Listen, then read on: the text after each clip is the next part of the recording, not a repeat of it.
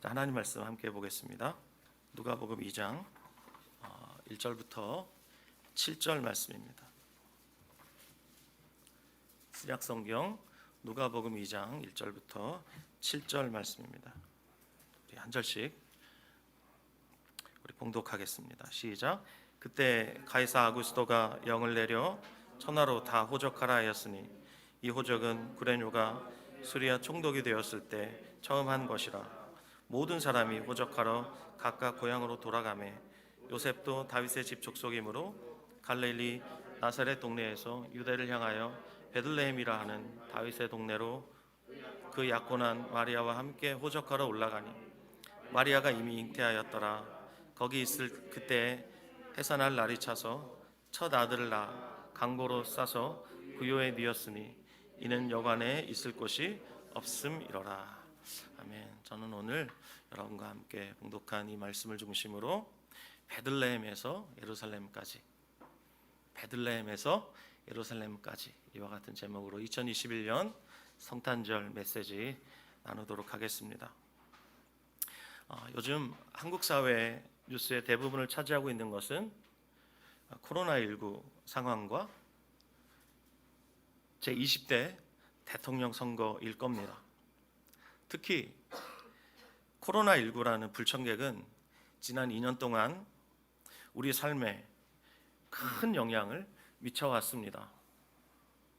저도 그렇겠지만 여러분들도 아침에 눈을 뜨면 습관적으로 어제 몇 명이 확진됐지 아마 확인하시게 될 겁니다.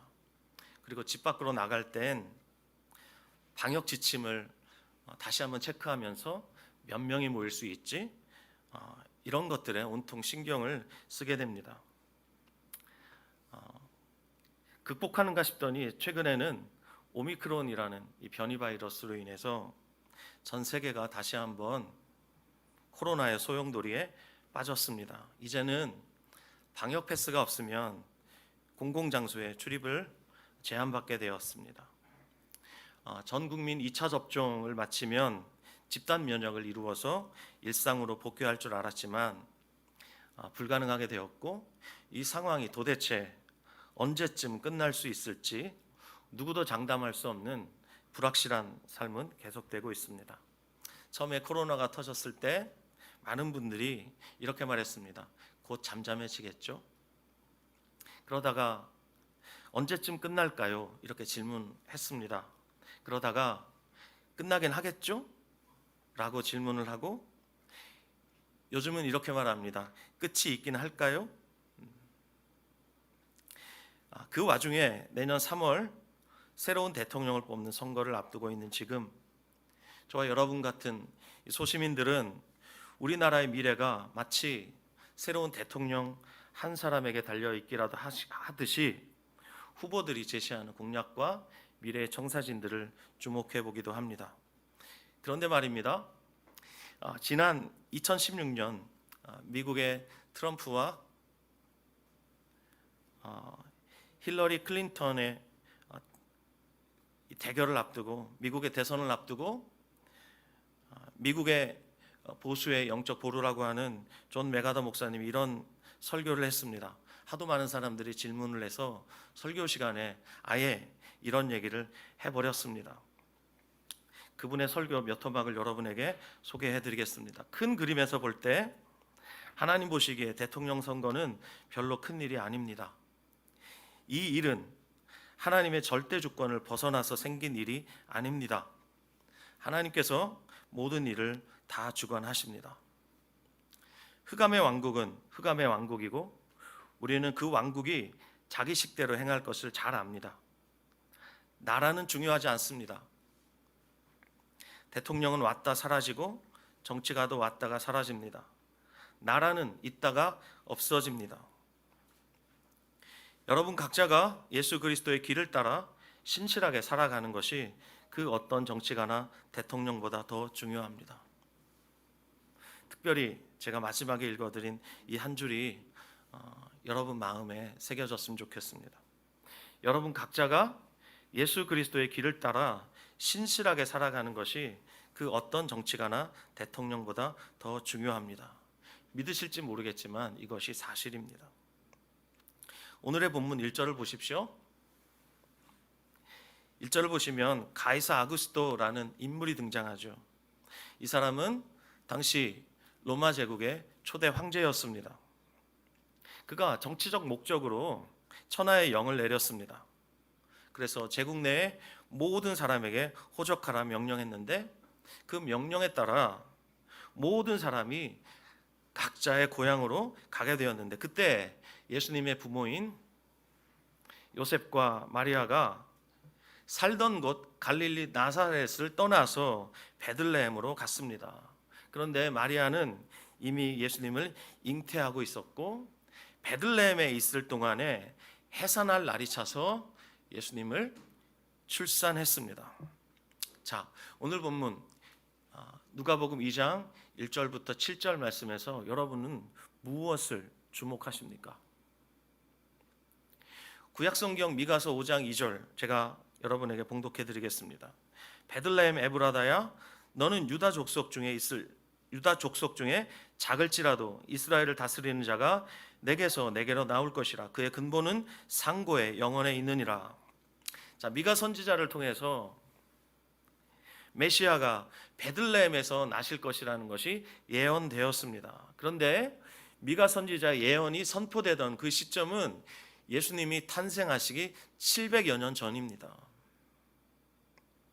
그렇다면 지금 하나님은 오늘 본문에서 우리가 보듯이 약속하신 그 약속을 신실하게 이루고 계시고 하나님이 그 약속을 이루시는 데 있어서 로마 제국의 황제가 사용되었다는 것을 우리가 볼 수 있습니다.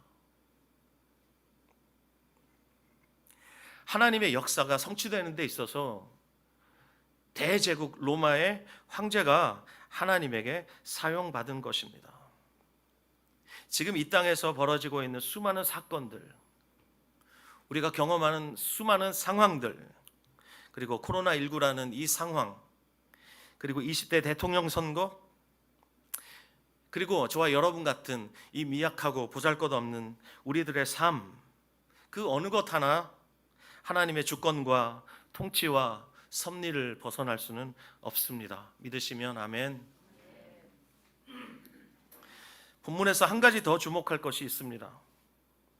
그것은 메시아가 태어났는데 메시아가 머물 빈방이 하나도 없었다는 사실입니다.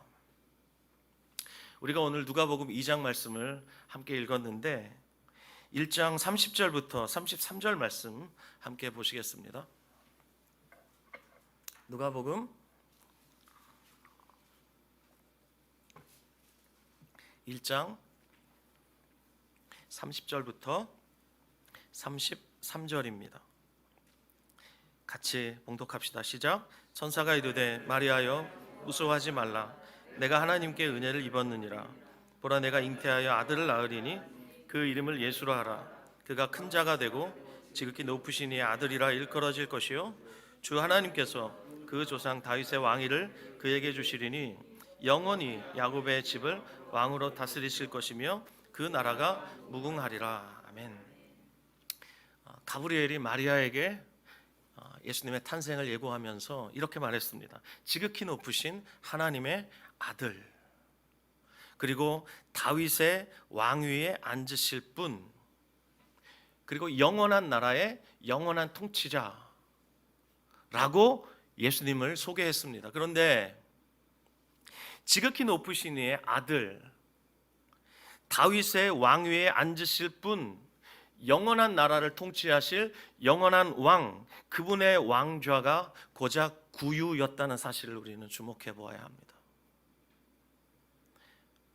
천사 가브리엘이 약속했던 그 영광스러운 탄생과는 너무나 거리가 먼 그 어린 예수 그리스도의 보좌는 고작 구유였습니다. 당시 온 천하를 호령하고 있었던 로마 제국의 황제의 화려한 왕좌에 비해 너무나도 초라한 자리가 바로 예수 그리스도께서 누우셨던 구유였습니다. 하지만 예수님의 그 모습은 우리를 향한 하나님의 은혜였음을 우리는 알아야 합니다. 고린도후서 8장 9절 말씀 제가 봉독하겠습니다. 우리 주 예수 그리스도의 은혜를 너희가 알거니와 부요하신 이로써 너희를 위하여 가난하게 되심은 그의 가난함으로 말미암아 너희를 부요하게 하려 하심이라. 여러분, 예수님이 가난하게 되셨다는 것 무엇입니까? 우리처럼 단지 가진 것이 없는 그런 형편에 처하게 되신 것을 말합니까? 그렇지 않습니다. 하늘의 그 엄청난 영광을 포기하시고 이 땅으로 내려오신, 피조물의 자리로 내려오신 그것을 가리켜 예수님의 가난하게 되심이라고 성경은 말씀하고 있습니다. 그 구유에 누이신 그 예수님의 초라한 모습은 예수님이 우리에게 베푸신 은혜였습니다. 또한 예수님의 그 모습은 자기를 비우신 겸손이었습니다. 빌립보서 2장 6절로 8절 말씀, 여러분이 너무나 잘 아시는 말씀 제가 봉독해 드리겠습니다. 그는 근본 하나님의 본체시나 하나님과 동등됨을 취할 것으로 여기지 아니하시고 오히려 자기를 비워 종의 형체를 가지사 사람들과 같이 되셨고 사람의 모양으로 나타나사 자기를 낮추시고 죽기까지 복종하셨으니 곧 십자가에 죽으심이라. 이 세상에 수많은 신들이 있습니다. 사람들이 만든 신도 있고 사람들이 알지 못하는 신들도 있습니다. 하지만 그 어떤 신이 피조물을 위해서 목숨을 버렸습니까? 그 어떤 신이 화려한 보좌를 버리고 피조물의 자리로 내려와서 겸손히, 그것도 피조물에게 죽임을 당한 신이 있습니까? 여러분이 아시면 저한테 말씀 좀 해주십시오. 마가복음 10장 45절에서 예수님 말씀하셨습니다. 인자가 온 것은 섬김을 받으려 함이 아니라 도리어 섬기려 하고 자기 목숨을 많은 사람의 대속물로 주려 함이니라. 여러분과 저 누구라도 우리는 살기 위해 태어납니다. 물론 모든 사람은 언젠간 죽지요. 그럼에도 불구하고 죽기 위해 사는 사람은 한 사람도 없습니다. 그런데 예수님은 죽기 위해 오셨고 죽기 위해 사셨습니다. 인자가 온 이유는 자기 목숨을 많은 사람의 대속물로 주려 함이라. 베들레헴에서 나시고 예루살렘에서 죽으셨던 예수님의 모든 삶은 삶 그 자체가 고난 그 자체였습니다. 성공의 사제로서 주님을 섬겼던 존 던이라는 사람이 이렇게 말했습니다. 그리스도는 전 생애가 순환 자체이셨습니다. 혹자는 순교자로 죽었지만 그리스도는 태어날 때부터 순교자였습니다. 그가 놓인 구유의 지푸라기는 연약한 아기에게는 찌르는 가시와 같았습니다. 딱딱한 구유의 나무 조각은 십자가의 괴로움이나 다를 바가 없었습니다. 죽기 위해 오신 예수님이, 갈보리 십자가로 가셔야 했던 예수님이 그 길로 갈 수 없도록 막으려 했던 수많은 시도가 있었습니다. 특별히 여러분 기억하고 계실 겁니다. 예수님이 광야에서 40일 동안 금식하신 후에 마귀가 예수님께 다가와서 네가 만일 하나님의 아들이라면 이 돌들을 명하여 떡덩이가 되게 해서 먹으라, 이렇게 시험했습니다. 사실 40일의 금식을 마치셨기 때문에 예수님께서 돌들을 명하여서 떡을 만들어 드시는 것은 시험거리가 되지 못했습니다. 오히려 그 반대로 돌들을 떡덩이로 만들어 드셨다면 예수님은 당신이 하나님의 아들이심을 증명하실 수 있었습니다. 그런데 주님은 그 좋은 기회를 마다하셨습니다. 왜 그랬을까요?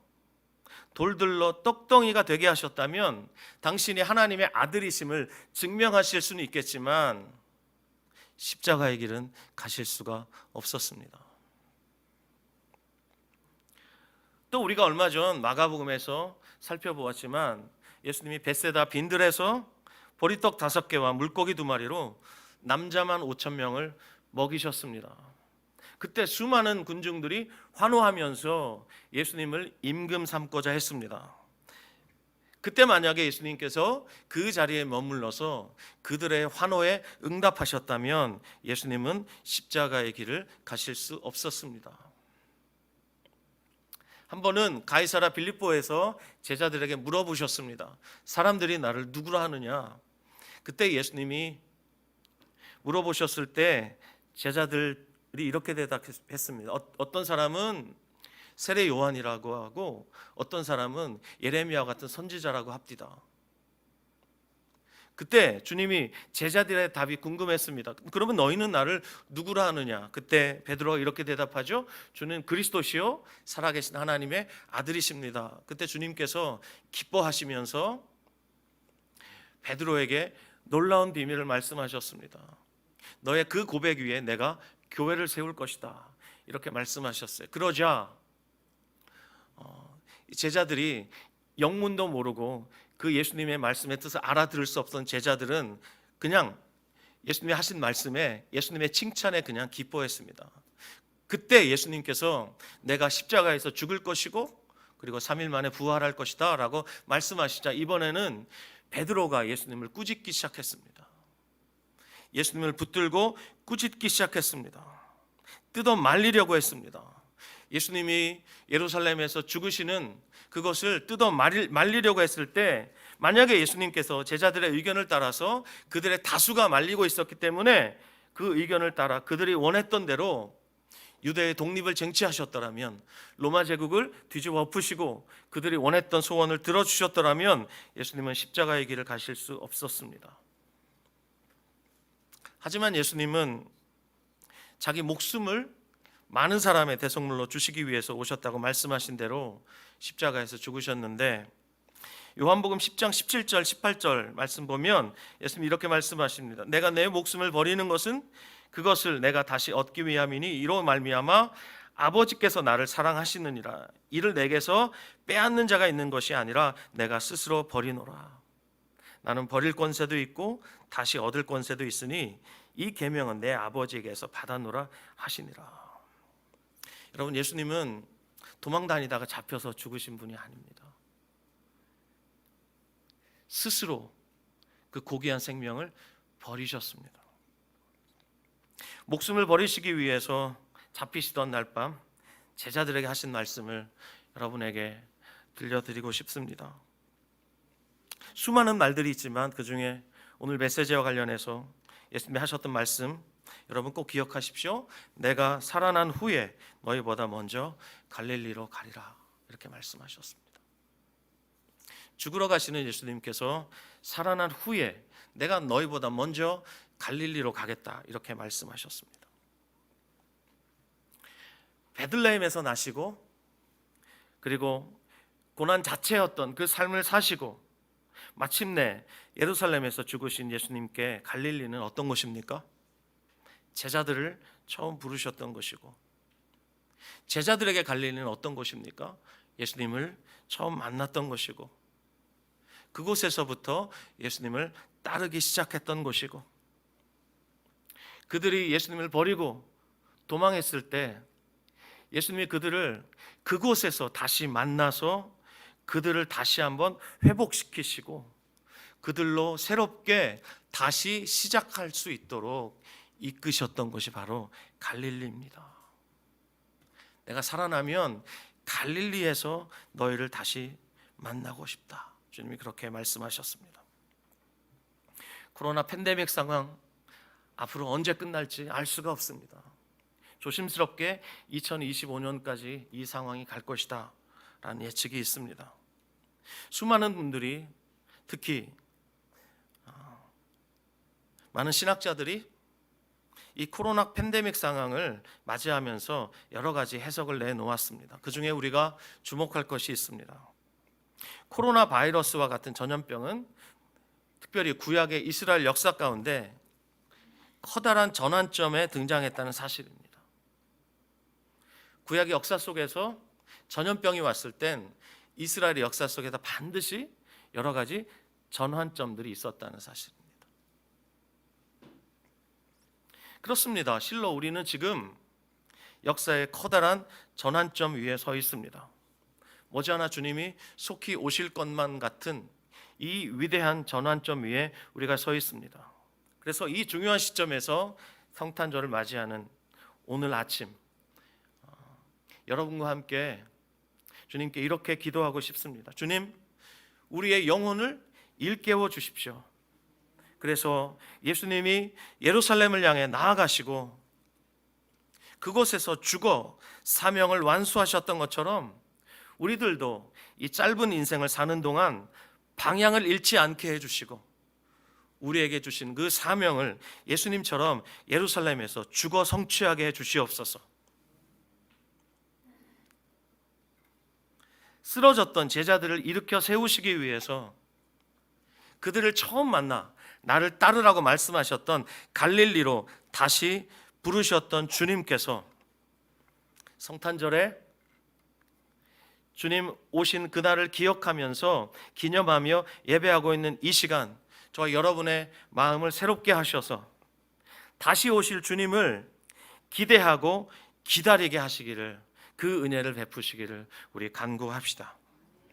소명의 자리, 이 갈릴리와 그리고 사명의 자리 예루살렘, 갈보리 언덕, 이 두 자리가 저와 여러분의 심령에 깊이 자리 잡는 한 우린 결코 실망하거나 좌절하지 않고 결코 쓰러지지 않고 그날 다시 오실 그분 앞에 부끄럽지 않게 서게 될 줄 믿습니다.